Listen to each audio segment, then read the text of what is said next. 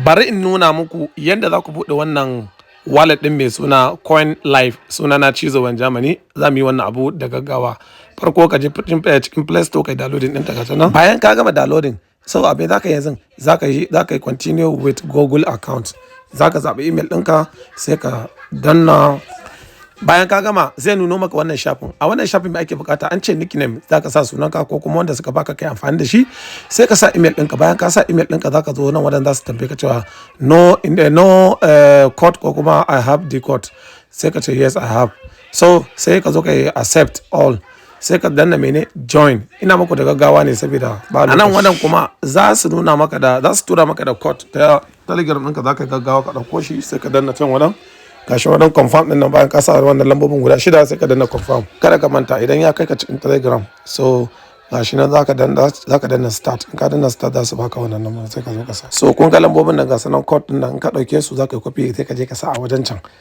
Kun gane da muka wuce, in ka sa a wajen ka gabe ba ka ƙara danna sai ka dan matsa da su ka dan goge ƙara a wadan da zai dan baka wannan dole sai ka yayi sai ka danna confirm.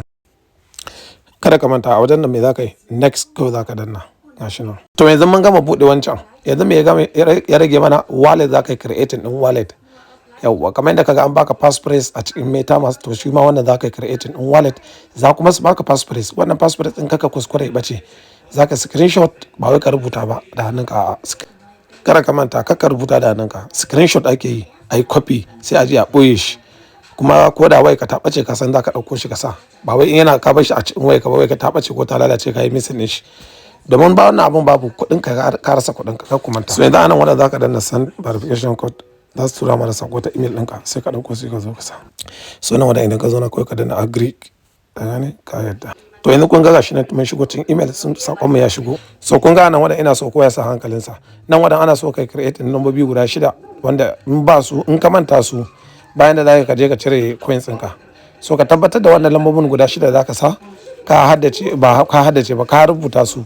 Ka je ka yi screenshot ka ɓoye a cikin inda ka ɓoye abubuwanka.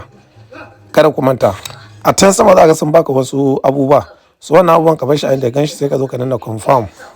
Yau kada ku manta wannan su ake kira private key. Za ka na goge su kan wani ya gani, in mutum ya gani zai iya kwashe ma komai naka.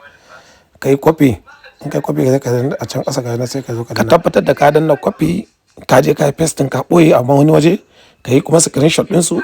Idan baka screenshot ka je ka ɓoye ba, to wallahi in ya ɓace ka yi asarar kuɗinka. Sai dai ka buɗe sabuwar wallet. Wannan wallet kamar da kuka ga MetaMask. To alhamdulillah mun gama, gashi nan mun zai karshe. So kun ga wannan shine da ake buɗe ta. Allah ya ba mu sa'a.